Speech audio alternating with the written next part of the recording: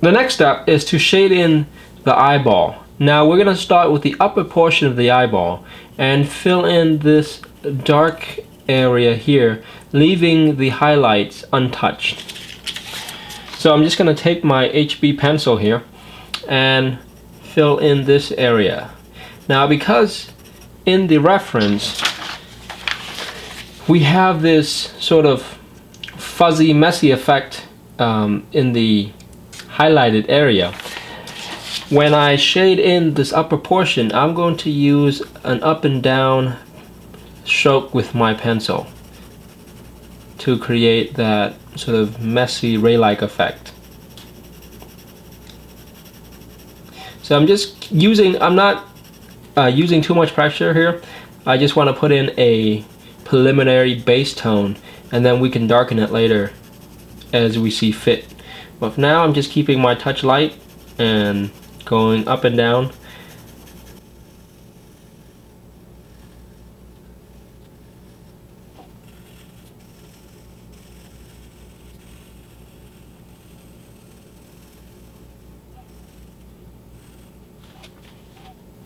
Next I'll shade in the lower portion, and in the reference we can see that there's this little border of a gray light tone between the top and lower portion.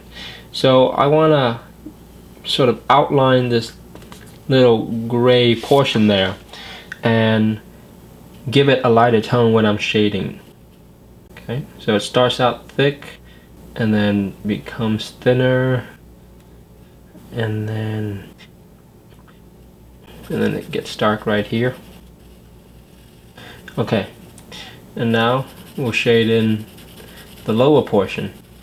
And here in the reference, this portion is pretty smooth, so I don't need to use the up and down stroke with my pencil. I'm actually using a circular type stroke and keeping the shading as smooth as I can.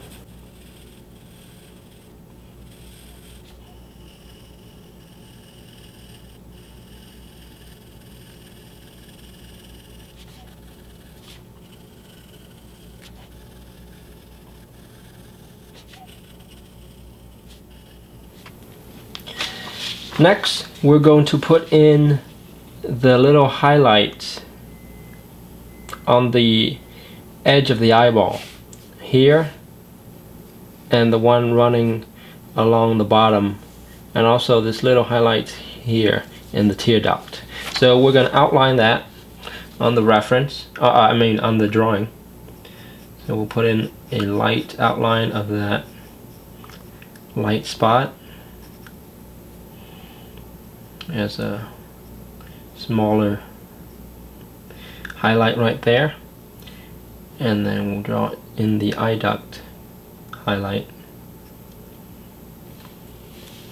And I'm going to take my eraser and take out this line right here so that the tear duct can go right, the highlight can go right through.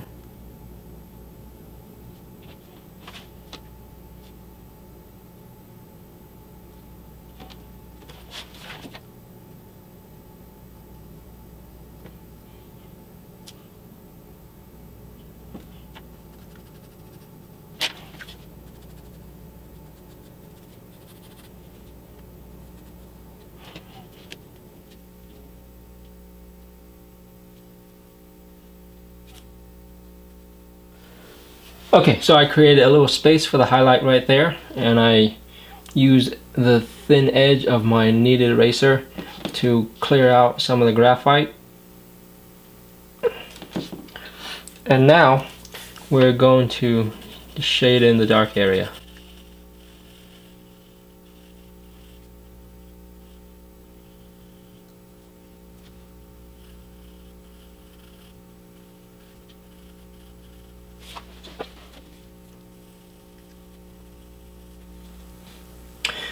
Now we'll take our blending stump and blend together some of this tone to smooth everything out a little.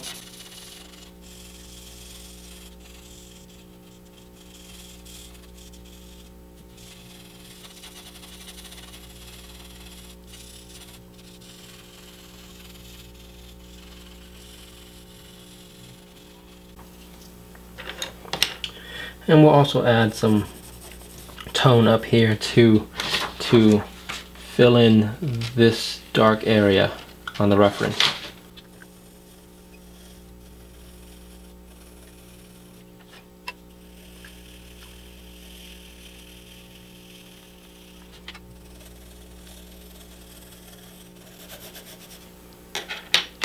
Blend that in.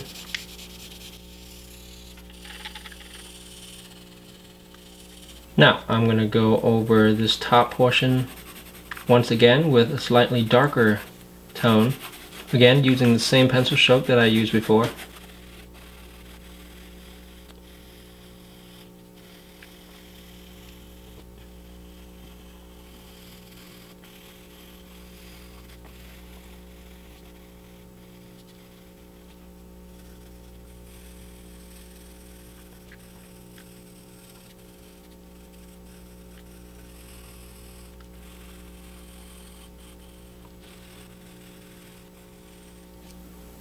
And for the lower portion, I'm going to add in these really dark tone right here in the corner of the eyes.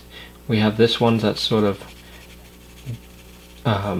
go into the eye in a ray-like pattern, and then we have this one over here that follows the outer edge of the eyeball. So we'll put that in there.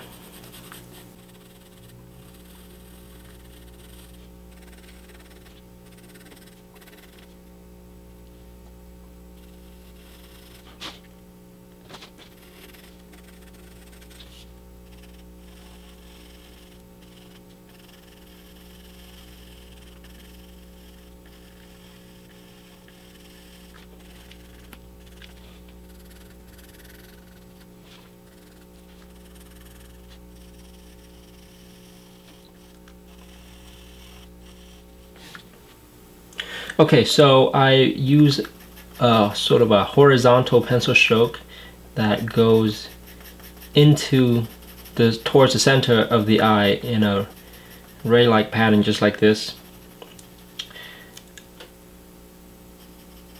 And I brought it up all the way up to here, and then gradually lighten it as I got closer into the eye. And then I darkened this area here that is closest to the edge. So basically I'm trying to create an effect where it's the darkest here, and then as it gets closer to the eye it becomes lighter. And same goes on this side. I'm darkening the parts that's closest to the edge the most, and then lightening it as I get closer.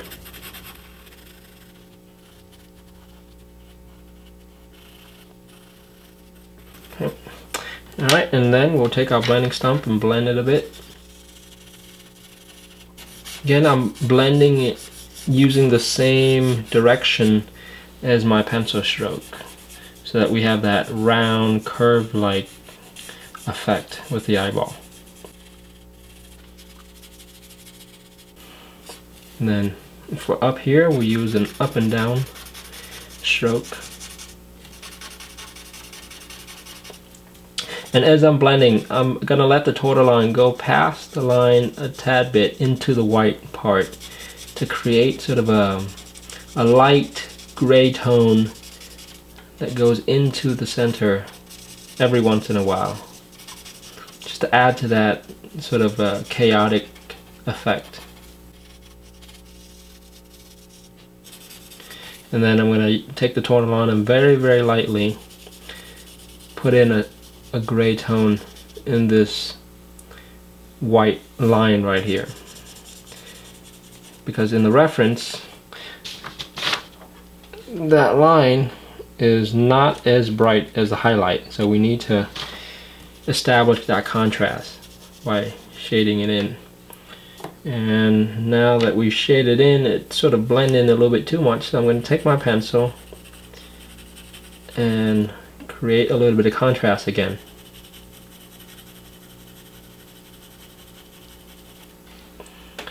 We just don't want there to have too obvious of a hard line.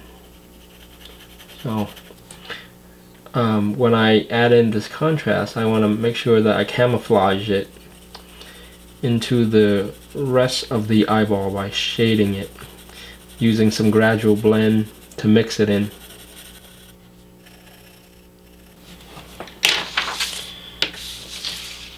And we'll darken this part as well.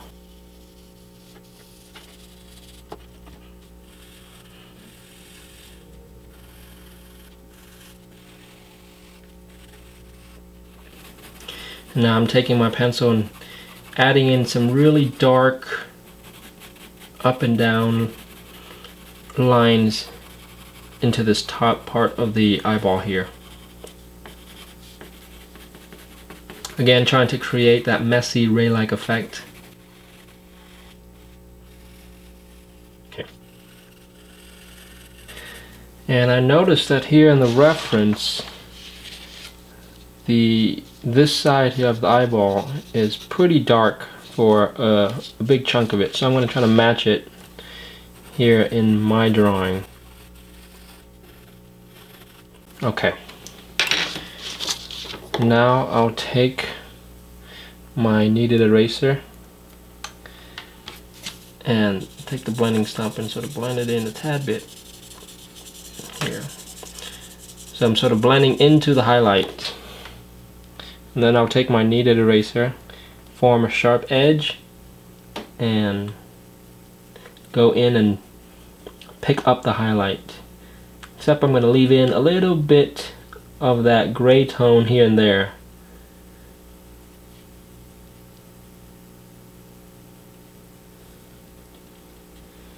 Okay, just like that. So we have an effect where there's dark tone, a sort of intermediary light tone, and then the highlight. And I'll also lighten this area just a tiny bit, just to bring it out a little bit more. Okay, and we'll take our HB pencil, and I'm going to add in this portion here, this dark area that lies just outside of the eyeball. So I'll start off with a light tone, and make sure to leave blank that little line of highlight there. Okay, and we'll blend it together.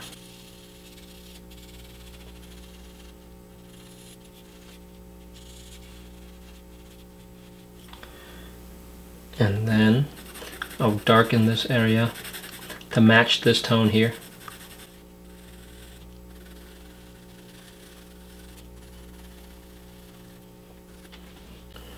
Add a little dark tone right here. I'll take my mechanical pencil and sort of clean up this line and make it a little bit more less messy, more defined. I have to turn the drawing a bit to make it easier.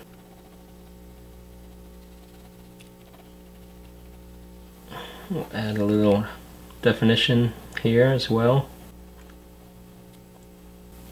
So I'm not just darkening the outline, but I'm also shading in a portion of the drawing in order to camouflage that outline. Okay. And I'll take the mechanical pencil and continue to sort of put in some refining tones here. I'm using it to add in some thin strokes of tone.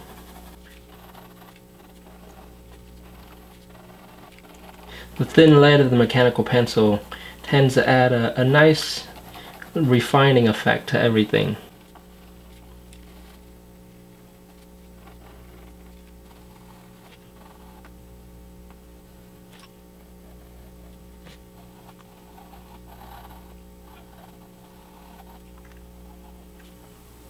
Okay, that's what the eyeball looks like so far.